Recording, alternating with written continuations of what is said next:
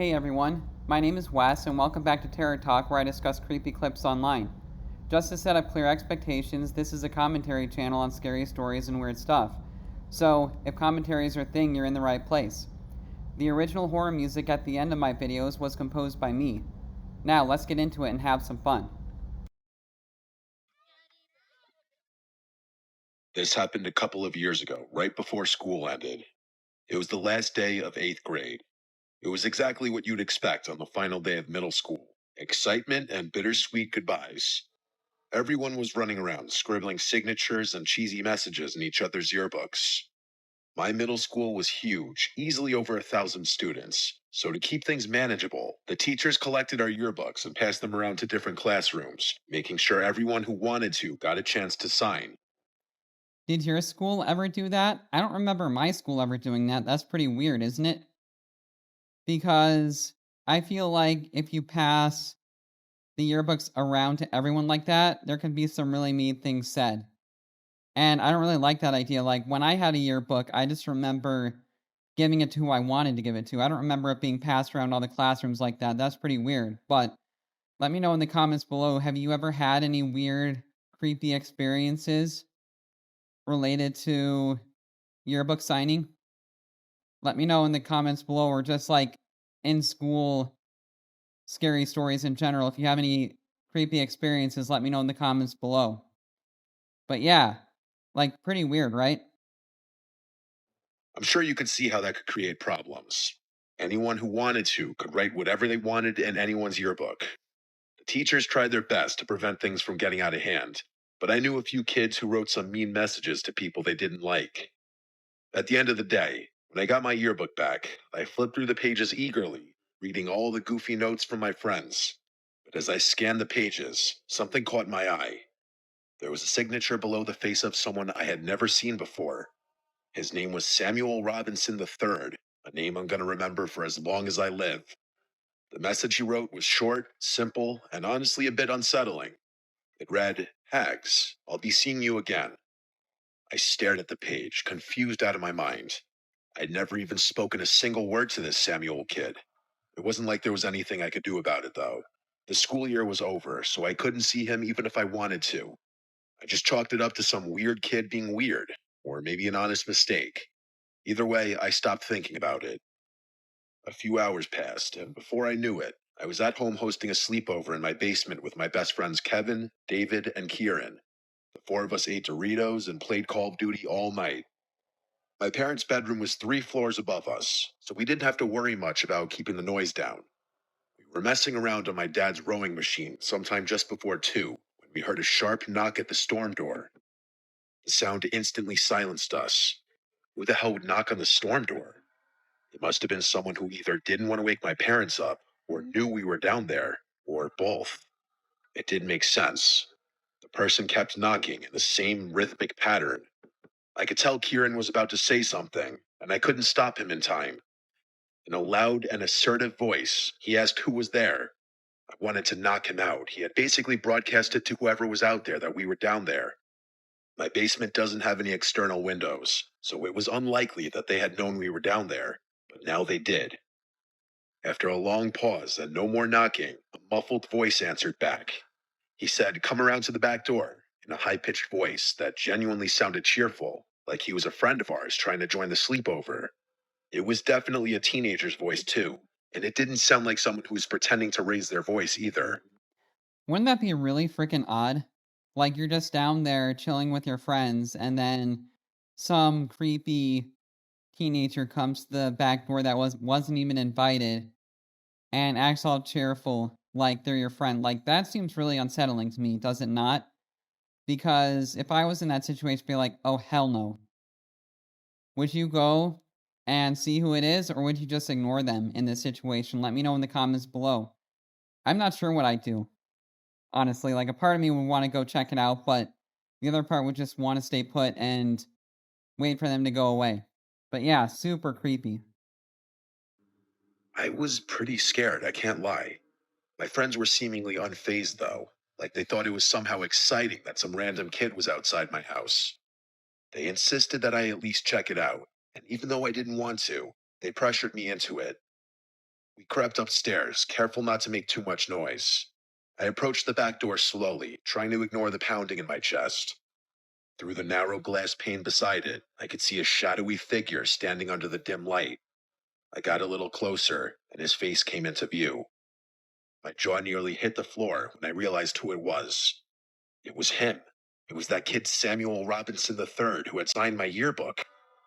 My friends went to go open the door, God knows why, but I stopped them, saying I knew who it was. I explained to them what had happened, and that changed their mood a bit. Keep in mind, Sam was still standing outside while we were talking, and he could definitely see in at us. He must have noticed how freaked out I was, because he started motioning to the side of the house like he wanted me to go over to the window. You might be wondering why none of us were taking the situation more seriously. I honestly think it was because it wasn't like some older, strange man was harassing us. It was a kid from our own school. Still, I wasn't opening the door for him. Instead, I went over to my kitchen window and cracked it open just a tiny bit. My friends followed me and stood a little off to the side. He walked over to the window and I asked him what he wanted, telling him I recognized him from our yearbook. He said, "Oh, so you got my message," and introduced himself as Sam. Then he went on to say he always watched me from afar, that we could have been good friends. I agreed with him just so that I wouldn't piss him off. But Yeah, so if someone were telling me this, I'd be like, all right, what the hell? Because at this point, this kid is clearly psychotic and some type of psycho stalker, right? Like, how chilling would it be if this actually happened to you? Because, in my opinion, it would be pretty freaking chilling for me.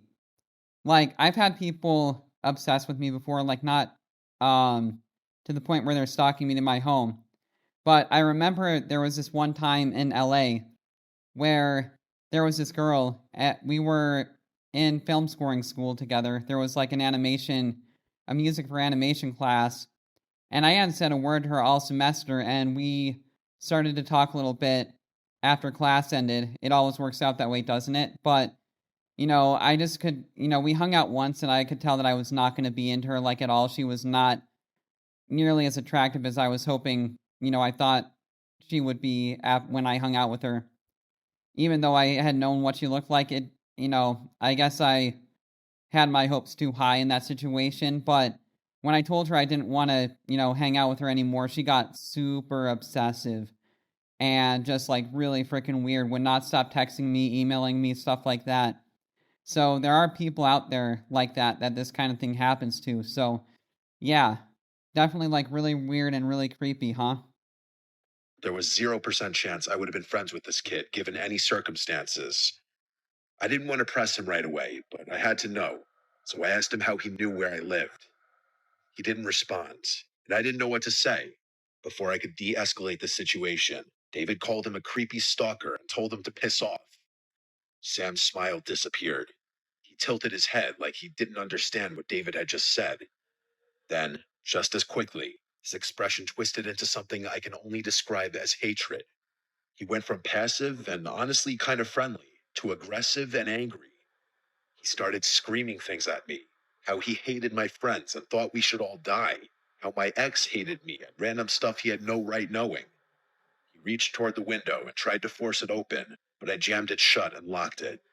He started snarling at the window and banging on it like an animal. He was 2 seconds away from shattering it, I'm telling you. We must have caused quite the commotion because my parents came rushing down the stairs, demanding to know why we had woken them up. That's when Sam ran away. I told my parents what happened as quickly as I could. My dad raced outside in his underwear. He came back a few minutes later, saying he had no idea where the kid went. I'm not sure why, but my parents didn't call the police. They just told us to go back to sleep and they'd deal with the school the following morning, just to give the kid the benefit of the doubt. The next morning, they contacted the school. That's when we learned the disturbing truth. Sam had been expelled a few weeks before the year finished, and he shouldn't have ever been at the school on the last day. Apparently, the yearbooks were printed before his expulsion, which explained why his picture was still included. That meant he had snuck into the school somehow just to write me that message, which freaked me out beyond belief. Despite working with the school to find out more, nobody could track Sam down. It was like he and his parents didn't exist. The whole thing was a pretty big deal, but the school did what they could to keep things under wraps. To this day, I still have no idea how he knew where I lived. That's what freaks me out the most. The running theory is that he was a mentally challenged and troubled young boy who took a strange liking to me for whatever reason. Then he stalked me for who knows how long. My parents were worried for weeks. It's something we don't talk about anymore because it's just uncomfortable, but living in that same house has never felt the same ever since.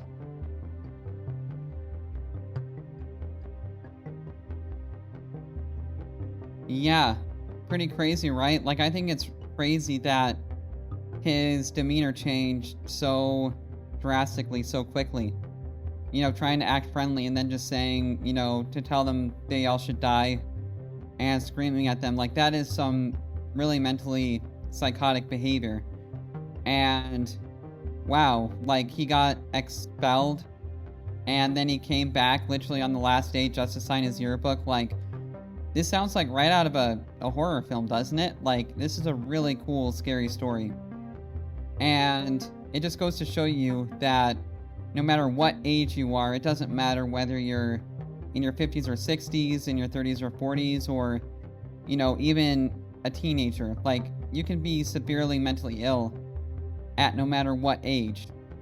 And that just, goes to show you that you need to take care of your mental health and your body and your mind so that you don't end up like that. But yeah, this is a really cool, creepy, scary story. So I hope you enjoyed my commentary and the music, and I will see you in the next video.